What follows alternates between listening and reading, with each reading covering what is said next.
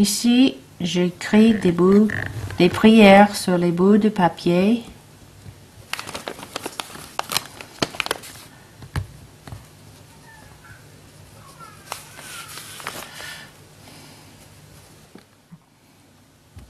C'est ici dans ma main des boules d'argile.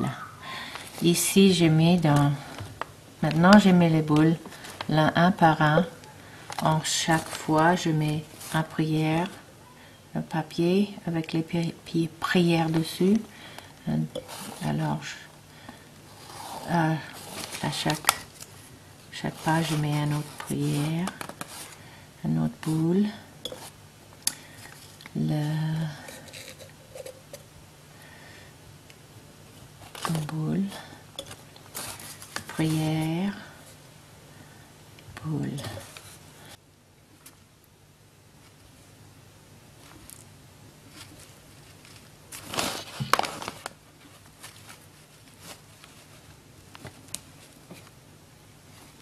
Je mets les papiers dedans parce que je ne sais pas d'où vient cette origine.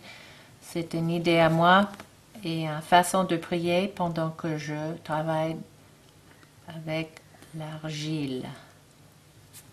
Maintenant, je fais des impressions du cheval. C'est dur à voir.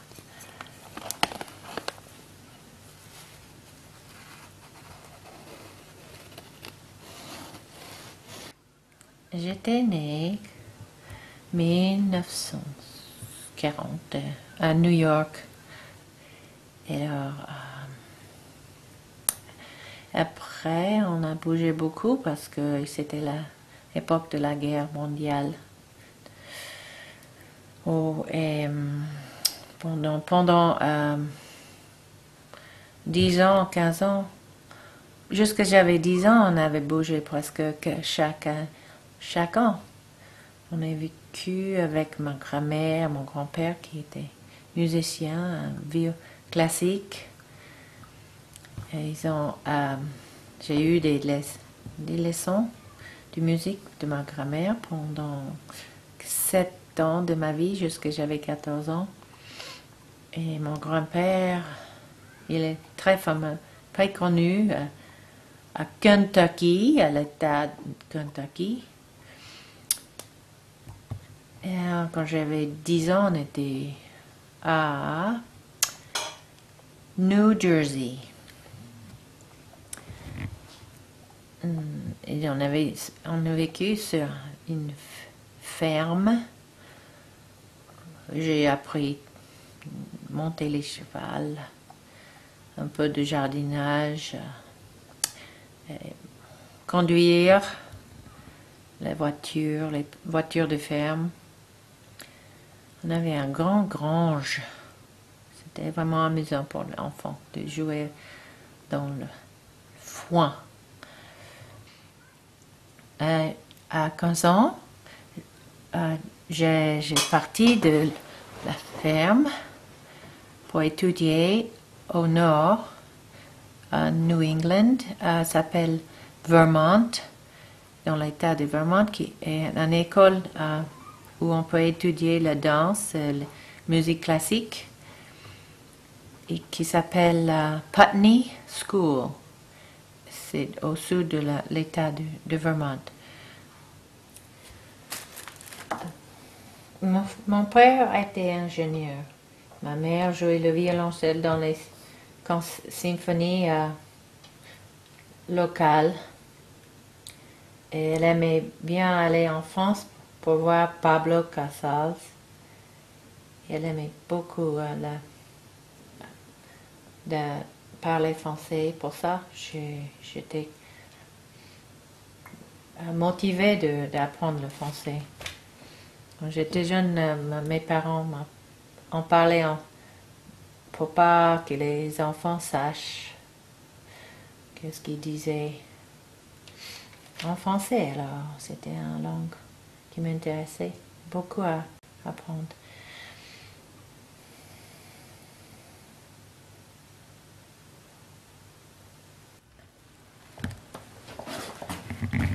Cela s'appelle la bouche qui est sortie de visage. C'était dans l'époque où j'étais mordue par un chauve-souris vampire. Un vampire, chauve-souris. Et j'ai fait une série de ma visage dans des boîtes. Et celle-là, j'aimais bien. Parce que de temps en temps, la bouche qui est détachée de visage, ça semble un peu comme un oiseau qui vole.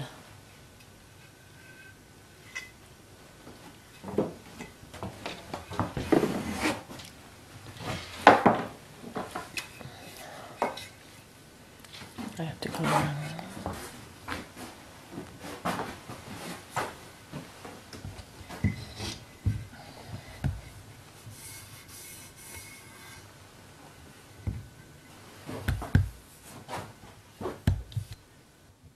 J'avais quatre frères, j'étais l'aîné. Ils sont partis dans toutes les directions, en Alaska, on a San Diego, Californie, on a Minnesota, Michigan. Et un de mes frères est joueur de tambour pour la jeunesse et maintenant ils vendent des terrains. Et un autre frère a eu 3 enfants. Il travaille dans les computers. Il joue très bien la guitare et aussi tous les deux, les tout petits frères sont chantent et composent les chansons, les mélodies.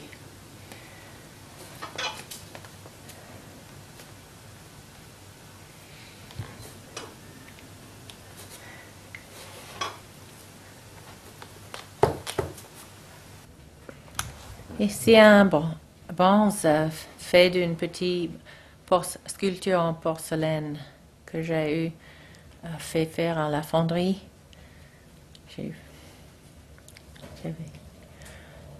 C'est un pose, la modèle m'a expliqué que c'était un pose de lion. Et j'étais contente de le bronze.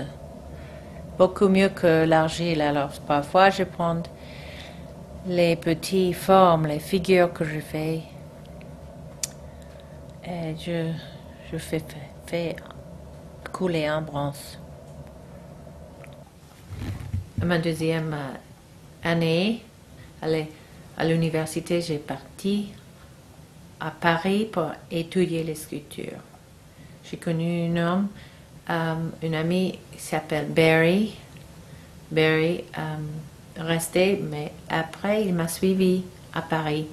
Ma grand-mère qui finançait mes études n'était pas contente et j'ai rendu l'argent. Lui, il avait un peu d'argent chaque mois, alors il est parti en Espagne, à Barcelone et après à Madrid pour vivre et regarder les musées. J'ai laissé mes études de sculpture. J'ai eu 2 enfants. J'étais enceinte avec mon deuxième quand j'ai parti d'Espagne, après avoir voyagé à Maroc, Portugal, Italie, Suisse. J'ai parti en Californie avec mon fils Marco et enceinte avec ma fille Alexandra. J'arrivais en Californie chez ma mère. J'ai travaillé comme je pouvais jusqu'à la naissance de ma fille à San Francisco.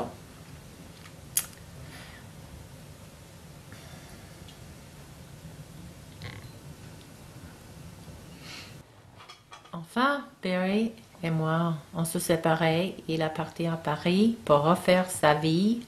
Moi, j'ai travaillé comme secrétaire à San Francisco pour soutenir ma famille. Et après la mort de mon père, j'ai eu un peu d'argent pour recommencer, travailler étudier la sculpture à Oakland, Californie, à la collège de Arts and Crafts et à Oakland. Après un an, j'ai fait un changement parce que j'aimais pas le programme de sculpture là-bas et j'ai changé pour étudier le dessin et la poterie. J'ai parti au Mexique avec mon deuxième mari, Carlos. Au Mexique, il s'appelle Carlos, mais aux États-Unis, ils étaient toujours Carl.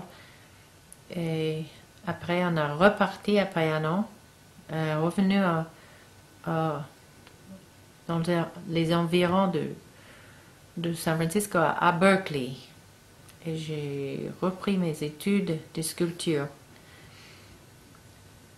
Mais on a trouvé la vie de la ville un peu trop pour nous. Et on avait décidé de louer une maison à la campagne. Mais à cette époque, la maison était à vendre. On ne pouvait pas faire mieux que l'acheter parce que c'était le même prix que le louer. On est venu à Elk, où je suis ici pour 30 ans. Quand j'ai venu à Elk, on avait commencé à faire un four, et construire un four. Et j'ai fait du poterie jusqu'à que j'ai tombé, j'ai eu un accident de dos, pas un accident tout à coup, mais un accident qui commençait peu à peu et c'est arrivé que je pouvais pas marcher, alors j'ai changé de métier, je fais plus de poterie. J'aime bien faire la sculpture et j'ai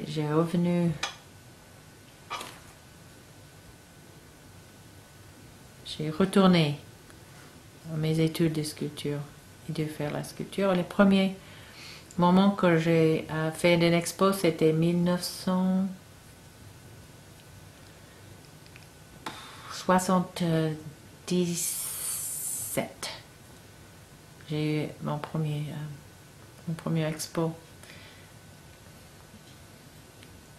Et depuis, pour 10 ans, j'ai fait une expo tous les ans, hein, en décembre. Et voilà.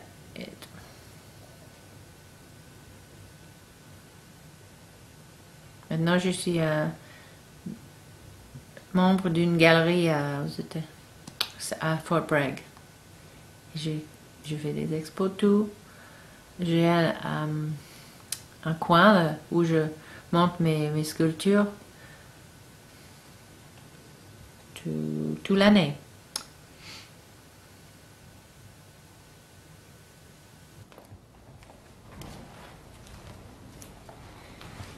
C'est la galerie. On est comme 21 membres. C'est coopératif. Ici derrière, chaque mois, on fait une expo pour quelqu'un ou deux personnes, deux artistes. Si on a le choix de faire tout seul ou on a à faire avec des autres gens, des autres artistes, des autres membres. Donc, il y a 21 artistes. On a l'argile, sculpture, poterie, la photographie, bijoux, tissage.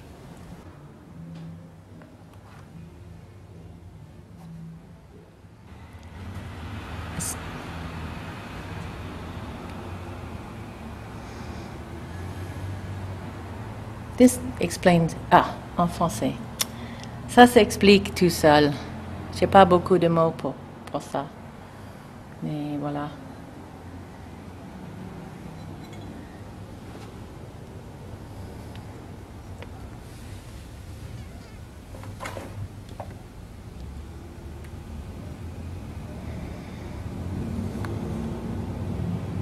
quelqu'un, quelque chose, chanteur.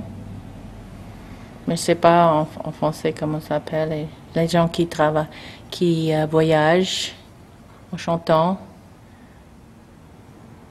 Les Moyen Âge sur Saint-Pierre que j'ai trouvé. Voilà, ça c'est pas exactement. C'est une argile cuite avec l'oxyde. L'oxyde de comment ça s'appelle l'oxyde? Iron oxide. Ça c'est une patine acrylique iridescente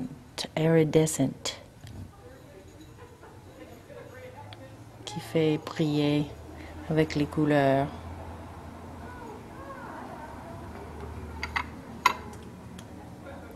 Et voilà, celle-là, c'est un peu un blague des visages. Tu vois les formes. C'est un porcelaine avec émaillé. Porcelaine émaillée. Ça, c'est des penseurs de toit d'étage. Un penseur de toit d'étage.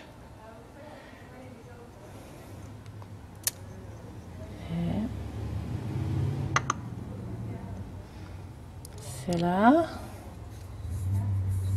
Il n'y a pas de titre, mais c'est la même chose, la céramique. L'argile fait avec un outil pour faire les vagues. Il y a un peu comme un vent qui souffle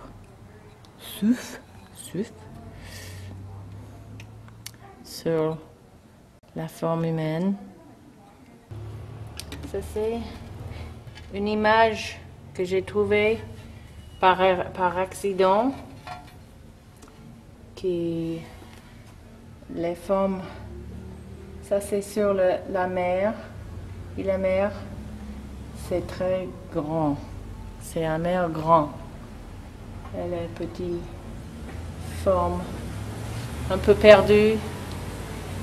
Je voyage en Mexique et à un moment, quand je me suis dit, tiens, j'aimerais bien faire des formes, des bateaux, parce que je voyage dans des bateaux en Mexique. On vit dans un village où il faut aller en bateau seulement.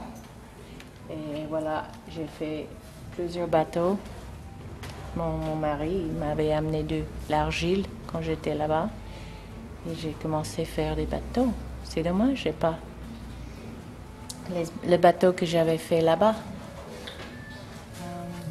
Ça, c'est une bronze que cette forme qui se répétait, la même forme qu'on avait vue dans la première sculpture. C'est un sort d'une. Ça s'appelle stupa. Stupa qui en fait à Tibet. J'ai pas été, mais j'aime bien l'idée d'une architecture mélange grec et tibétien. Et ça c'est. Il y avait un toit, mais j'ai pas gardé le toit dessous parce que ça marche mieux sans toit.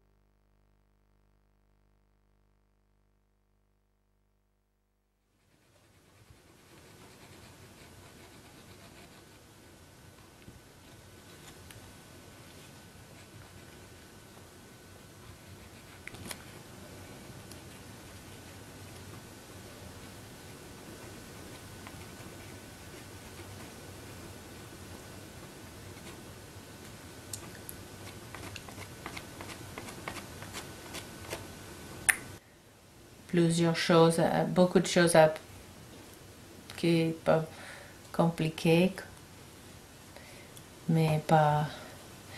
Ça a tous arrivé d'être plus philosophique et plus gai et plus à l'aise dans mon corps, dans mon esprit, plus content avec la vie, même avec les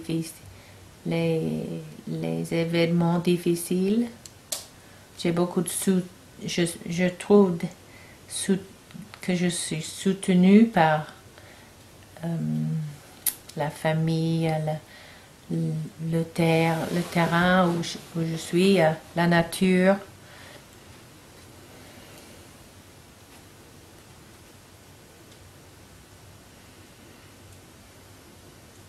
Et voilà, et je trouve que je vis une vie plus ouverte. Ma vie continue à être plus ouverte dans un sens d'être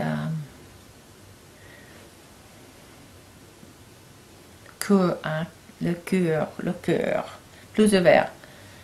Ma vie, j'ai un cœur plus ouvert qu'avant. Alors, ça me plaît beaucoup. Et ça aide en tous les sens. Cela, je suis très content avec, parce que ça me revient les sentiments d'être mère. Ça s'appelle la mère des milliards. Oh my. Go out. Maintenant je suis mère d'une chat qui crie, qui...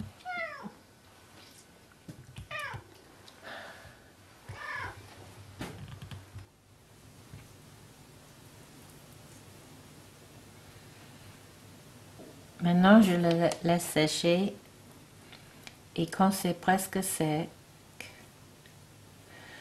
je fais un trou dedans. Autrement, si je ne fais pas de trou dedans, ça peut exploser dans le four. Parce que, comme on sait tous, que quand l'air chauffe, ça devient plus... Ça prend plus de volume et ça peut casser l'argile. Alors maintenant, c'est l'air tout fermé dedans, tout enfermé. Et des boules d'argile. Non, plus tard, quand c'est cuit, les boules d'argile font un bruit comme ça.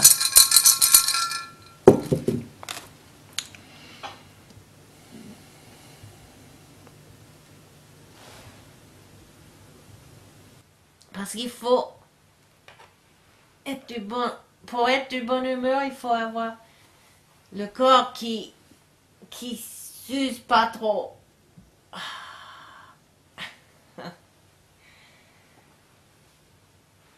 Je fais du yoga parfois, toujours. Ah,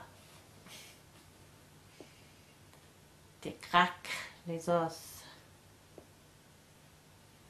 Ça, tu vois. Clac, clac.